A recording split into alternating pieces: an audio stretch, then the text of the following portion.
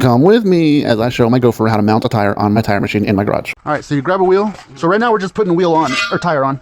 Yeah. I'll show you how to take them off too. Put it on there, hit that. Remember, these are heavy, so you don't want to just lift it because it's gonna hurt your back after a while. Always use your leg.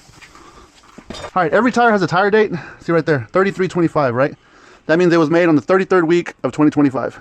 Now, normally, they're only on one side. I like to have the tire date facing out, so make sure you find the tire date so that way you know which side goes up. Yeah. So since this is the front, we're gonna switch it around. There's no tire date on this side. This is the lube. You put it around there, and then you also put it around here. This is why this gets all dirty too. Do the bottom side, because this is gonna go on the back, and then you do the front side. And then you put it like that, bring the arm in, go down. So you wanna put that right up against it, and then lock it in place. And then you can do this too, but I hardly ever do it. Like if you have nice wheels that you don't want this arm to touch, you push it out a little bit, and so see now it just floats on the outside of the wheel. But these are trailer wheels, so it's not a big deal. Now see that groove back here? That's where the bead has to sit, on that groove. And then it's also easier if you kind of just like shove it on, like that. Shove it on as far as you can go and make sure the tire is in that groove. And then you want to hold this back here. You see how it's not sitting on the wheel back there? It's in that little groove. It's right here. Yeah. And then you want to hold it, you want to push this down and over, and because if you try to just spin it, it might just spin because it's all slippery. So you want to just try to hold the wheel and then spin it. Like help it, not really help it, but so it doesn't slip. Yeah. All right. And once that bumps on there, same thing. You want to have the tire over on, you see that groove right there? And these are really thick. These are 16 ply, real thick, so it's a little hard sometimes. Because you want to have the tire up on here, but then under here. And it's a real pain in the ass, so that's where this comes in handy. This goes up and down. You want to put it right after here. You see how this is going to be under that, and that's going to be above that. And same thing, you want to kind of guide it. See how that's trying to go up? Yeah. Now see right there, it's spun a little bit. See, look. See? Because it's real slippery. So same thing, you want to help it over.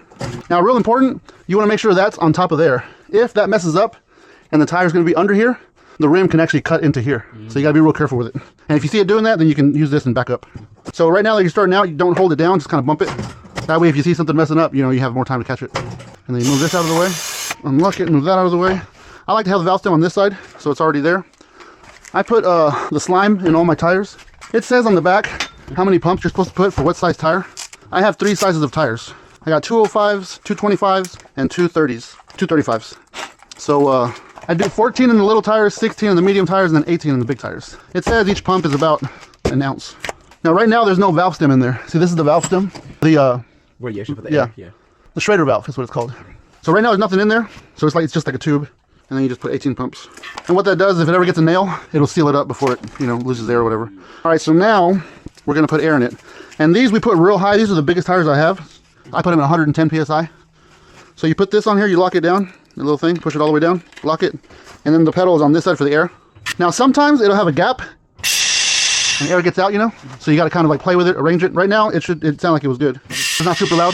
It's gonna pop around here once it gets, oh no, you see it was coming out from the bottom. There we go. There you go. See, it was coming out from the bottom, so you just kind of play with it. It's got a burst feature where if you push down real hard on the pedal, like right now I'm just pushing halfway on the pedal. If you push down real hard, it'll blast air from the bottom to try to fill it up. But most of the time I don't have to use that. My compressor is kind of small for a tire machine, so this takes like 2-3 minutes to fill it all the way up. It is a lot faster without that tool in there. You can put the valve in, but then it takes even longer to fill it up. But that's why when you take this off, all the air comes out real fast. You see how it's slowly going up? Once it hits this little needle right here, that's when I stop. It's not showing you the exact pressure. If you want to know the exact pressure, you take your foot off. You see it's a little bit lower. All right, so now, where's my shit? So this is why I wear the, it's because it's super loud. So this little tool here, you see that the little end and the big end? Use the little one. You see how it's got a little notches in there? So that goes in there like that. And then you put that in there like that, and then you turn it to lock it in place. See how it's locked? Yeah. Now air can't get out. But obviously, since it's full of air right now, as soon as you take that line off, it's gonna blow out. So what you gotta do, that's why I wear gloves too, because it's 100 PSI coming straight out, and it'll fuck up your fingers. Yeah. So you wear gloves, wear your hearing whatever protection. Also with the hearing protection, it doesn't scare you when you first unplug it, so that way you can plug it up faster. Because the longer you take to close it, the more air you lose. So you want to put this in there like that, and then hold it like that. You want to have it ready to go. Because as soon as you take it off, you want to jump in there. So you want to have it ready, and put it in. And like I said, not super tight, just finger tight. And then you put this back on. See, it went down a little bit. So once the valve is in there, I only put it to that little screw right there. See how it's right in the middle of that screw? The big tires go there, the medium tires go to that screw, and then the small tires are over here. And then you put the cap on, and that's it. Unlock it. And then same thing, when you drop it, don't lift it up. Just let it roll off. Use your leg.